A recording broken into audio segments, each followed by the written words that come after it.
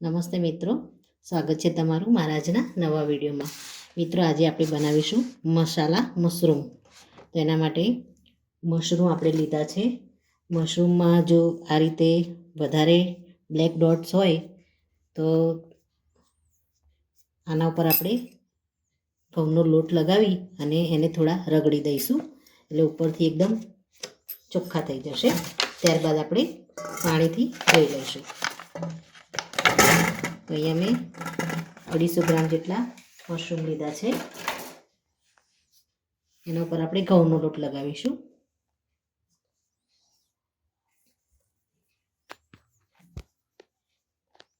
અને આને હાથ વડે આ રીતે રગડી લઈશું, જેથી આપણા મશરૂમ છે એ એકદમ સરસ ચોખ્ખા થઈ જાય.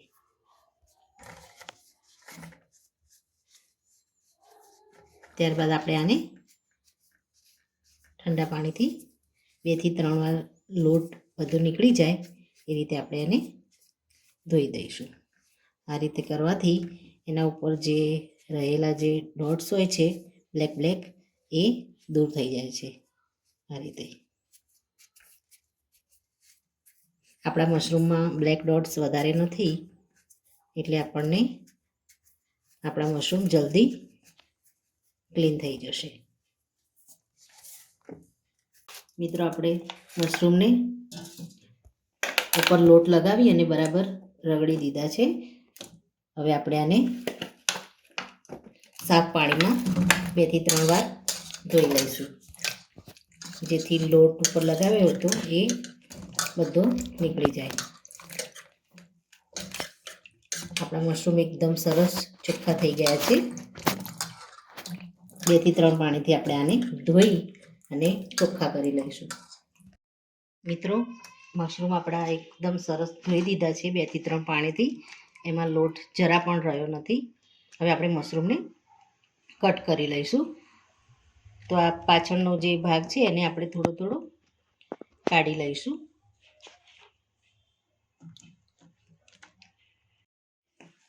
મિત્રો, આપણે મશરૂમને આ રીતે 2 પાર્ટમાં કટ કરી લેવાના છે.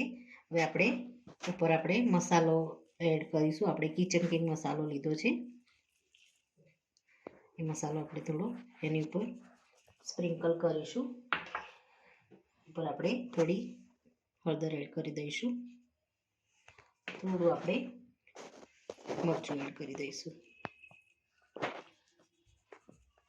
મશરૂમને આપણે સારી રીતે મસાલા સાથે થોડા ભેળવી લઈશું.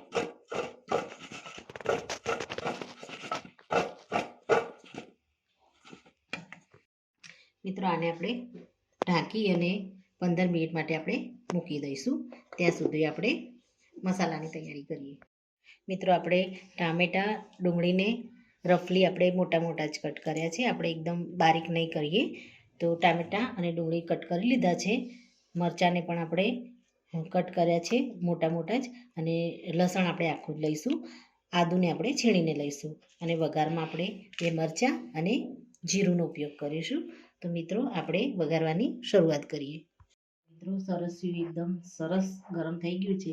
આપણે આમાં જીરું એડ કરી દઈશું. ત્યારબાદ આપણે એમાં 2 લાલ મરચાં એડ કરી દઈશું. લસણને આપણે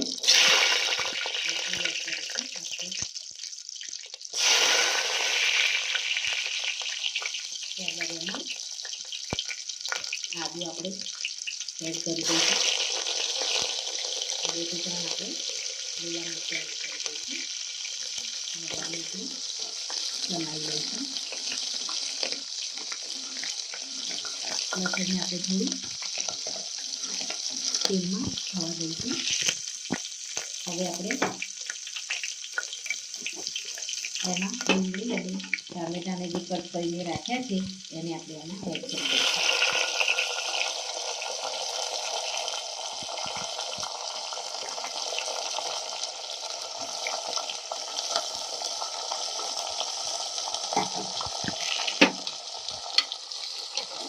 અને આપણે આમાં મીઠું એડ કરી દઈશું.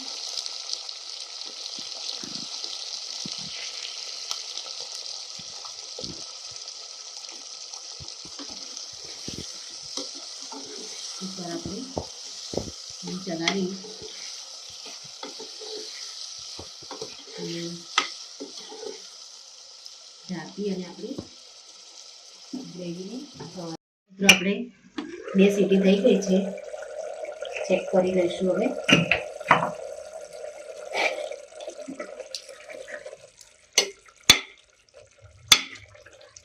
ડુંગળી અને ટામેટા સરસ એવા વળી ગયા છે અને લસણ પણ સારી રીતે વળી ગયું છે. હવે આપણે આને ઢાંક્યા વગર જ થવા દઈશું અને આ રીતે મસળી અને એની ગ્રેવીના ફોર્મમાં આપણે લાવીશું. હવે આપણે એમાં મસાલા એડ કરીશું. તો આપણે થોડી આપણે હળદર પહેલાં તો એડ કરી દઈશું. લાલ મરચું આપણે એડ કરીશું.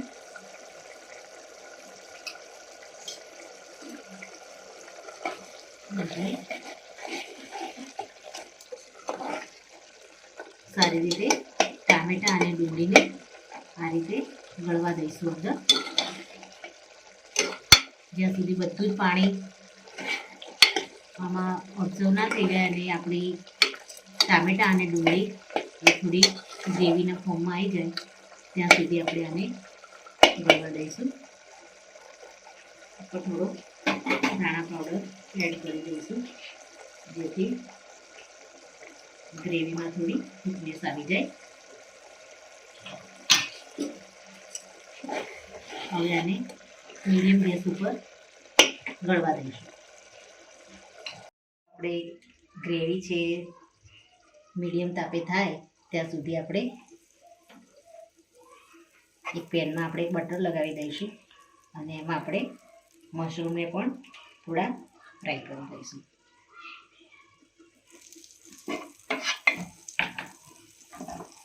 મશરૂમને આપણે મસાલા સાથે ભેળવીને રાખ્યા છે એને આપણે આની અંદર એડ કરી અને ફ્રાય કરી દઈશું.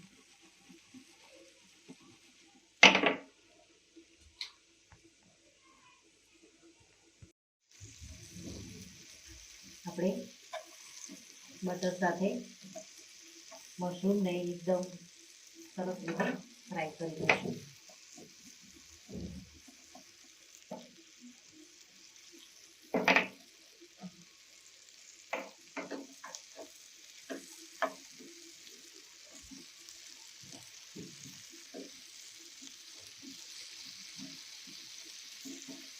મિત્રો આપણા મશરૂમ છે સરસ એવા ફ્રાય થઈ ગયા છે. હવે આને આપણે અલગ વાસણમાં લઈ લઈશું. મિત્રો આપણે મીઠું થોડું ઓછું લાગે તો એડ કરી દેવાનું. હવે આપણે પાણી થોડું મશરૂમ આપણા સારી રીતે પાકે એટલું પાણી આપણે આમાં રેડી દઈશું. તેથી આપણે ગરમ મસાલો એડ કરી દઈશું.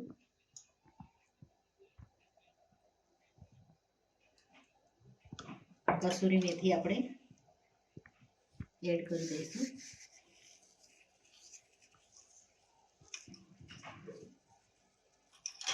ત્યારબાદ ઢાંકણને આપણે ઢાંકી અને 2 સીટી આવવા દઈશું.